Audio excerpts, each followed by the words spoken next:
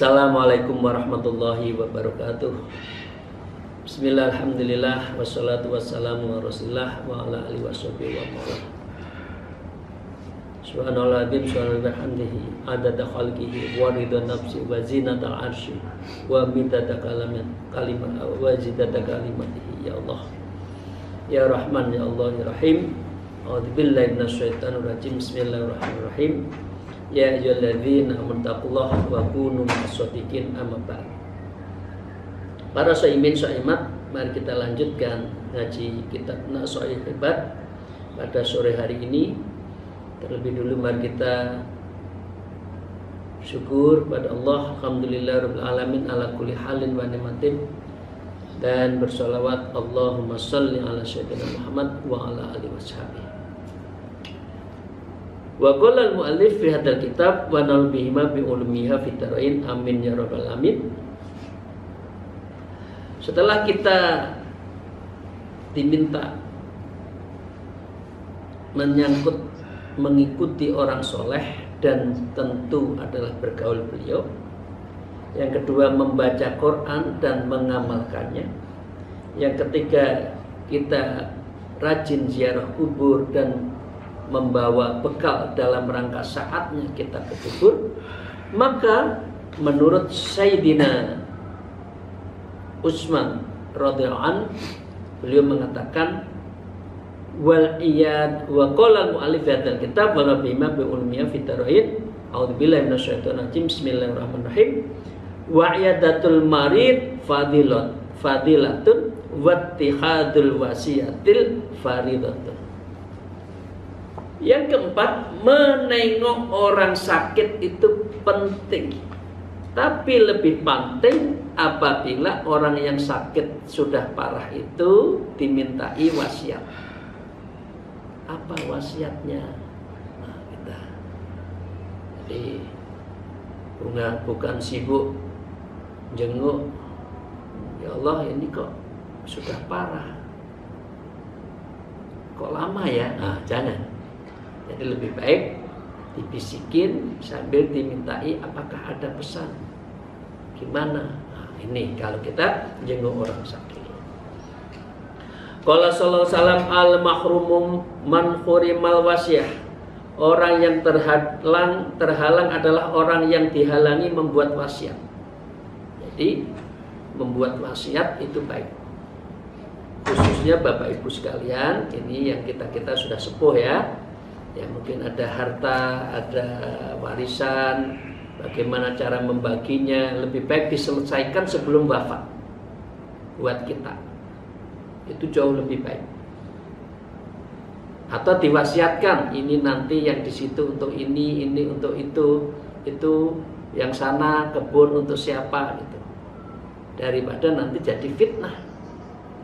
Jadi ini kalau kita lagi menjenguk, apalagi orangnya sudah sakitnya agak kentara, sudah agak parah, maka diajak menyebut nama Allah dan ditanya tentang apa ada wasiatnya.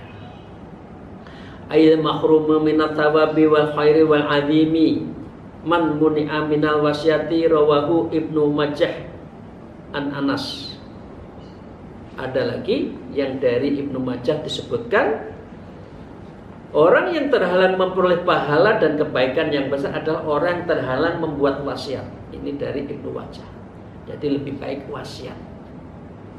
Karena wasiat itu salah satu dari cara untuk transfer of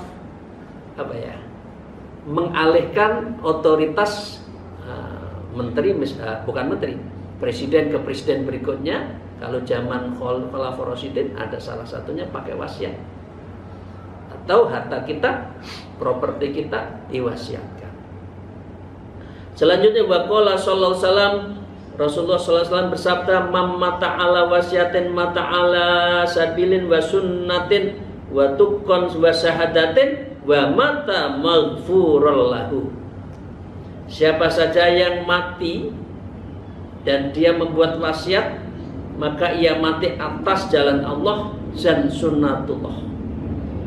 Berarti ketakwaan dan penyaksiannya itu adalah memang sebagaimana Allah dan Rasul. Ya, wa mata maghfurun lahu, dan dia mati dalam keadaan beroleh maghfurul lahu, ampunan Allah. Ini pelajaran buat kita, yang bagi yang umur lebih baik wasiat atau sudah diselesaikan urusan waris-warisnya kepada anak-anaknya. Wal maqalatul asyrah, dan yang ke-10, maqalah ke-10, an Ali radhiyallahu an wa karamallahu wajhah annahu qala man istaqa ilal jannati sar'a ilal khairat. Siapa saja yang merindukan surga, maka ia akan cepat-cepat berbuat kebaikan. Nah, namanya orang rindu surga, di dunia bahasa Jawa ya, gloma-glame, amalannya gloma-glame, zikire lek eling, salat malam lek gelem. Nggak bisa orang seperti ini rindu surga, ya nggak bisa. Orang rindu surga menurut Sayyidina Ali adalah syara'a ilal khair, mensegerakan untuk berbuat baik. Ayo asra'ad dhahabi ilahi, yaitu segera pergi menuju kebaikan-kebaikan. Kalau rindu surga. Kalau nggak rindu ya sudah, berarti yang diinginkan neraka. Itu Bapak sekalian. Monggo kita percepat, sedikit-sedikit berbuat baik, itu lebih baik. Yang kedua, waman asfaqa min nari intaha anis syahwat. Siapa saja yang takut terhadap neraka, maka ia harus berhenti ngumbar syahwat. Ya, artinya dia itu hadar, hati-hati. Kalau sudah kita itu takut neraka, maka kita harus hati-hati. Amtana anit tiba'i harakatun nafsi, maka kita harus mencegah gerakan nafsu kita. Khotratun nafsu itu harus kita cegah. Kerentek nafsu. Wah, ini cantik banget ya. Gimana ya cara memiliki? Itu langsung dipotong. Ya. Kalau enggak itu nanti nggak bisa tidur, ngejar terus. Ya. Jadi khotrohnya itu harus dihentikan. Tapi kalau khotrotul qalbi, lintasan hati, harus segera dipercepat dijalankan. Itu ya Bapak sekalian. Karena memang nafsu itu, setan itu kadang-kala udah menyelenap dalam pikiran-pikiran kita. Ini yang kedua. Sayyidina Ali yang ketiga mengatakan begini. Wa man tayaqqana bil maut in hadamat alaihil ladzatu, ya, siapa saja yang meyakini kematian, maka runtuhlah kelezatan dirinya. In hadamat alaihil ladzat, kenikmatan itu udah nggak enak kalau sudah mendekati mati, ya. Bidalil mumhalatin, artinya aifqoniyatin au bidali mu'jamatin au ain qata'at, ya, artinya dihancurkan atau diputuskan, ya. Mu'jamiatin, dikumpulkannya itu, ya. Kalau sudah orang kematian itu keinginan-keinginan itu harus diputus. In hadamat, artinya bisa menghancurkan, bisa memutuskan. Saya juga nggak tahu ya Bapak sekalian, kita belum ada, tapi ya nggak mungkin ada penyelidikan, penelitian. Misalkan ada orang yang dihukum mati, ya, mau permintaan apa, mau makan apa, kira-kira masih bisa makan dah? Bentar lagi mau ditembak loh. Ya kira-kira udah, bukan itu yang dicari. Jadi orang kalau sudah mendekati kematian, maka in hadamat ladzat, memutus semua kelezatan.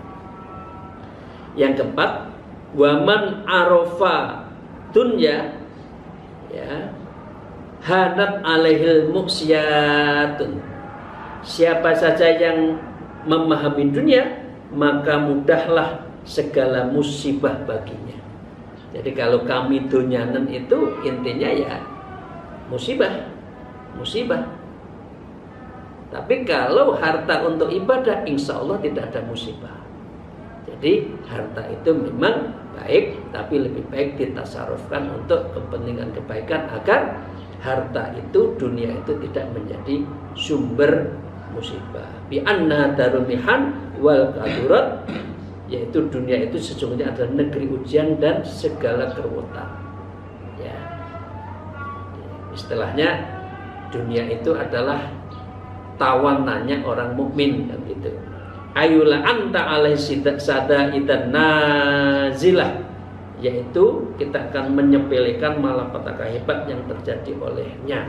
Artinya kita jangan terlalu memikirkan kami dunyanen. Punya dunia boleh, tapi tidak kami dunyanen. Bukan yang serba hubbud dunya, mencintai dunia berlebih-lebihan. Wal maqalatu hadiyatu asrah, dan maqalah yang ke-11 anin Nabi sallallahu alaihi wasallam, as-salatu imaduddin wa sumtu afdalun. Ya. Rasulullah mengatakan as-salatu imaduddin, salat itu adalah tiang agama. Ayat usluhu faqiwamuddin laisa ila biha. Agama itu tiang agama dan tidak bisa menegakkan sesuatu kecuali agama itu tegak kalau dengan mengamalkan qiyamun, dijalankan. Ya Bapak sekalian, kama annal baita la yaqumu illa ala umudi, sebagaimana rumah tidak bisa berdiri kecuali di atasnya ada asasnya, tiang-tiangnya. Soko gurunya itu harus ada. Kalau sekarang, dulu soko guru. Kalau sekarang kan beton-beton ya. Kalau nggak ada betonnya ya nggak berdiri, ambruk. Faya tahqiqul lil ubudiyah wa ada'un lil haqqi rububiyah wa jami'il ibadah. Maka sholat itu adalah penegasan kehambaan seseorang dalam menunaikan hak ketuhanan rububiyah, wa jami'il ibadah, dan penunaian dari seluruh ibadah. Ya. Wasaila ila tahqiqi sirriha, karena apa? Sebagai lantaran menghantarkan pada penegasan intisari tahqiqi sirriha, yaitu puncak dari amal itu ya sholat itu. Karena itu mengapa sholat itu akan dihisab lebih dulu. Bagaimana sholat kita nanti akan dihisab dulu. Kemudian yang kedua beliau mengatakan wasumtu afdal, dan diam itu lebih utama. Ya. Qala Rasulullah SAW, asumtu arfa'ul ibadah, diam itu adalah ibadah tertinggi. Ya. Rawahud Dailami an Abi Hurairah radhiyallahu anhu. Kira-kira kalau kita lagi suluk, diam itu seperti wukuf, iktikaf, diam tertuju pada Allah. Ini Bapak Ibu sekalian, ya ini sebagian ada yang sudah suluk banyak ya di Zoom ini kan wukuf kan diam kan. Nah, dengan di situ kita merasakan istighraq, hubungan dengan Allah. Ayyusukuti amma la yanfa'u fid din wa dunya, diam dari hal yang tidak bermanfaat dalam urusan agama dan dunia. Kalau nggak ono perlunya ya ora usah akeh ngomong, tidak usah terlalu banyak ngomong. Ya, watarkur roti alaman maniktada, dan tidak membelas orang-orang yang menyakiti. Biarkan saja orang rewes, lek ono nyakiti, disenyumin saja, ya, disenyumin saja, nggak usah direwes. Gusti Allah boten sari, Gusti Allah boten kesupen, bene Gusti Allah sing bales. Min arfa'i anwa ibadah adalah termasuk jenis ibadah yang tinggi itu adalah ketika diam. Difitnah diam, diribai diam, dilok-lokkan diam, Gusti Allah boten sare, Gusti Allah boten kesupen. Niku mawon. Nggih. Fa in aktsarul khotoya aminal lisan, karena sejujurnya kebanyakan dosa itu dari lisan. Betul Bu. Sak dawa-dawane lurung, sik dawa gurung, orang Jawa ini. Jadi kalau panjangnya jalan masih bisa kita hitung 2, 3, 4, 10 km. Tapi kalau orang menyakiti karena mulut kita, gurung ini, ya, leher kita, mulut kita ngomong, itu berbulan-bulan, bertahun-tahun orang nggak lupa kalau kita sakiti. Nah, karena itu kita harus jaga, lebih baik kita itu diam, lisan kita itu lebih diam. Amma idza kana insanu khaliyan anin nas fala yakunu sukutuhu minal ibadah. Adapun apabila seorang manusia menyepi dari perbuatan orang banyak, maka diamnya itu biasa, bukan ibadah. Diam dalam arti ini adalah diam dalam arti zikir, tidak banyak ngomong, lebih banyak baca Quran, zikir. Keluar fikuli hawa, fikuli keluar masuknya nafas kita itu selalu menyebut Allah, Allah, itu lebih baik daripada banyak ngomong. Kemudian selanjutnya Rasulullah juga mengatakan yang ketiga, was-shadaqatu tudfi'u ghadabar rabbi wa sumtul afdal. Sedekah itu dapat memadamkan kemurkaan Allah, dan diam itu adalah sesuatu yang utama ketika bersedekah. Dan diam itu lebih utama saat bersedekah. Sedekah kok diumum-umumkan, ya orang hati ini. Sedekah itu memadamkan kemurkaan Allah, tapi yang ajak diumum-umumkan itu seperti di Al-Quran, seperti debu di atas batu, kemudian disiram dengan air hujan, hilang begitu saja. Jadi Al-Quran kalau memvisualiskan bagus. Qala sumtu zainun lil alami wasitul lil jahil.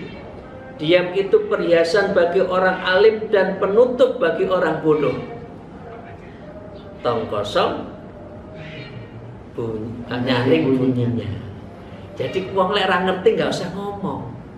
Lah ini Bapak Ibu sekalian, sekarang itu tiap hari di mana? Di grup WhatsApp tuh ngomong ya. Ngerti nggak?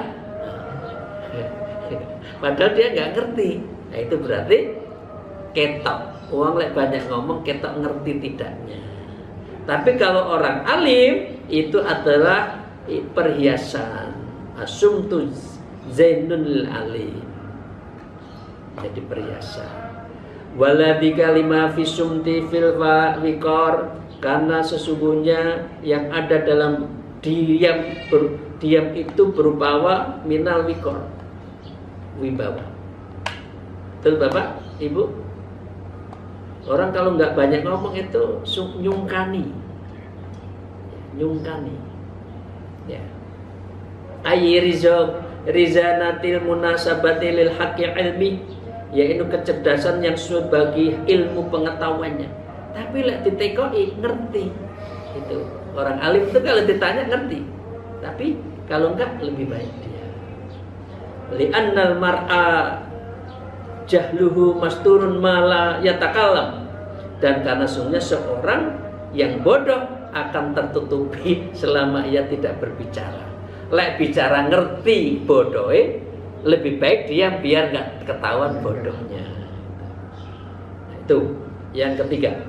Nah, yang keempat ya. Rasulullah juga bersabda, wasaumu junnatun minan nar wasumtu afdalun. Puasa itu perisai dari neraka, sedangkan diam lebih utama saat kita puasa. Diserang ini shaimun, dimarahin ini shaimun, saya sedang puasa. Lebih baik diam. Ya, kecuali baca Quran ya. hikmahnya zikir. Qala sallallahu alaihi wasallam asumtu sayyidul akhlak. Diam itu penghulu akhlak menurut Rasulullah. Imam Dailami dan Sayyidina Anas. Itu Bapak Ibu sekalian. Itu dari Rasulullah. Ay sukutu amma la tawaba fihi sayyidul akhlaqil hasanah. Maksudnya diam itu adalah, ya, diam itu hal-hal yang tidak ada pahalanya adalah penghulu akhlak yang baik, ya. Lisalamati sahibi minal ghibah wa tahwiha, dan yang menyelamatkan pelakunya dari hibah dan semacamnya. Lebih baik mendel mawon, diam saja. Ammal istighalu bima fihi thawabun min nahwi dzikrin wa qiraatil Qur'an wa ilmin. Boleh ngomong, boleh bertanya, boleh diskusi, kecuali afdalu minas sumti wa qiraatin, kecuali zikir, qiraah, membaca Quran, wal ilmi, dan menuntut ilmu. Fahuwa afdalu minas sumtu. Hal ini lebih baik daripada dia. Jadi kalau kuliah, ojo meneng.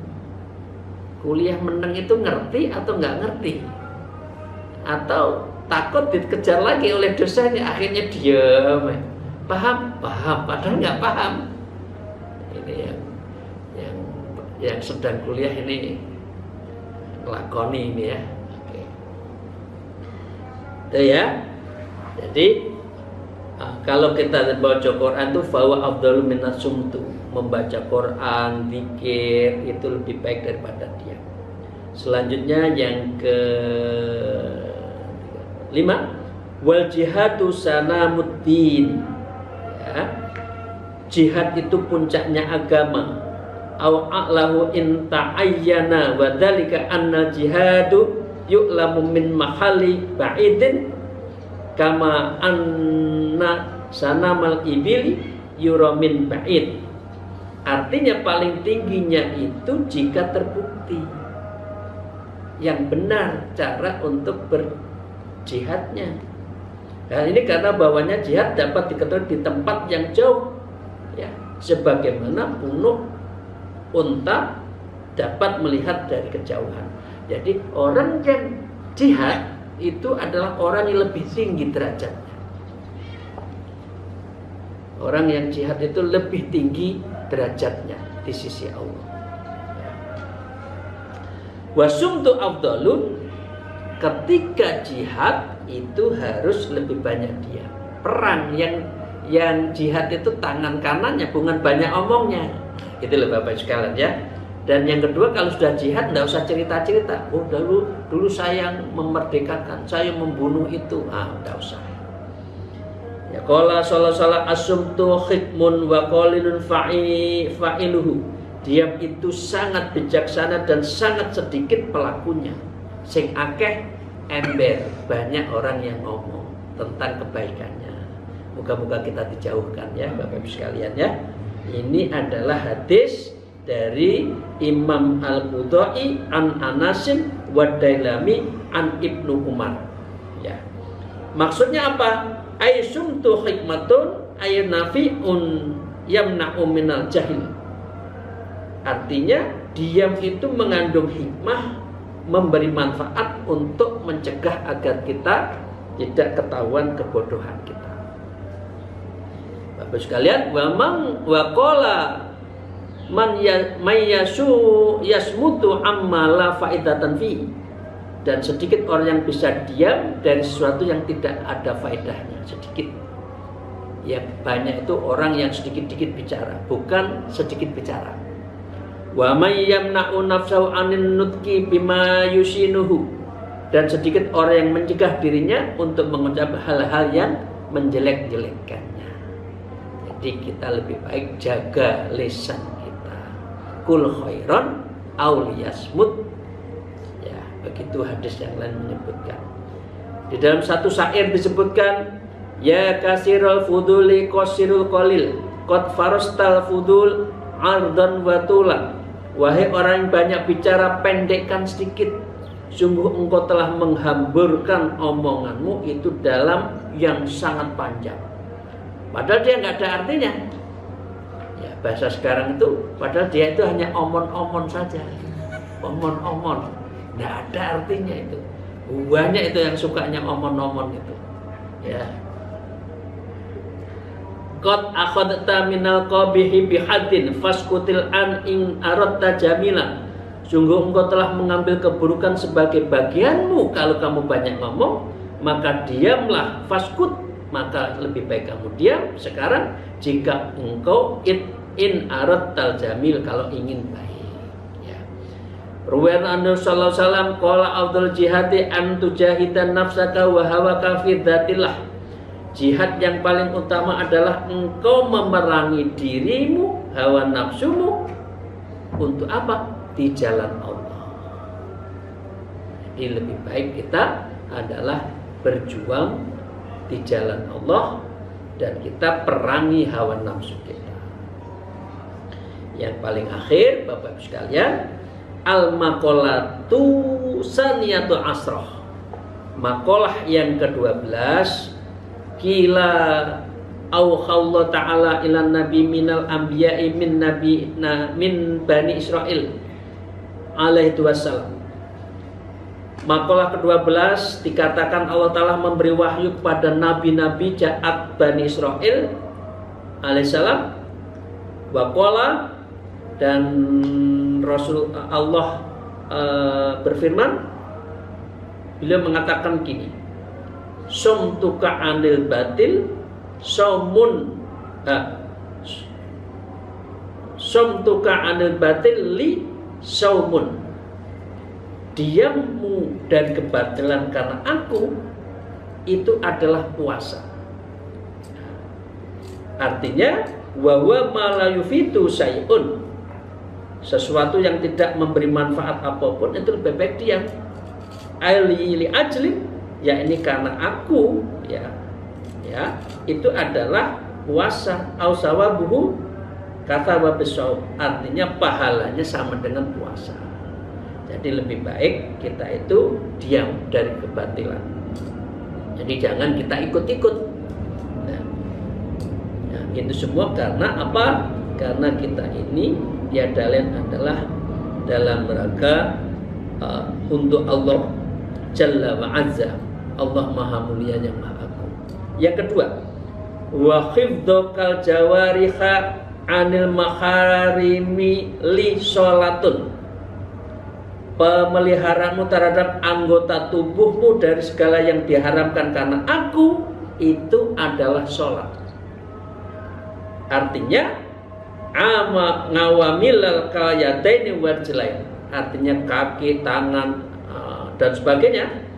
Kalau kita jaga, itu adalah pahalanya seperti sholat. Maksudnya seperti itu, ai ajruhu ka ajri sholat, maka ganjarannya seperti sholat. Artinya tangan kita, mulut kita, kaki kita, telinga kita, panca indera kita itu kita harus jaga. Itu berarti pahalanya seperti sholat. Wa iya suka anil kholki li sodakotan, keputusasaanmu dari makhluk karena aku itu sodakoh.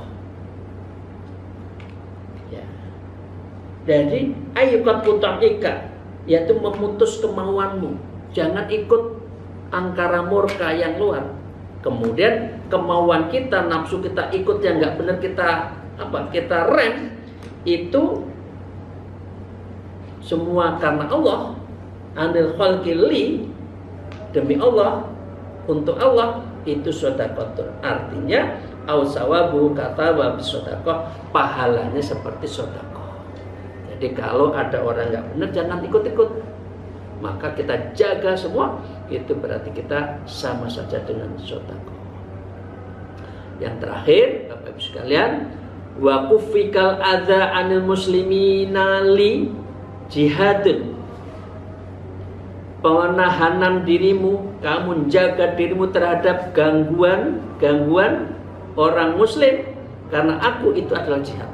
Jadi kalau ada orang yang memusuhi sesama muslim, kita harus jaga. Jangan ikut ngejeleknya lagi.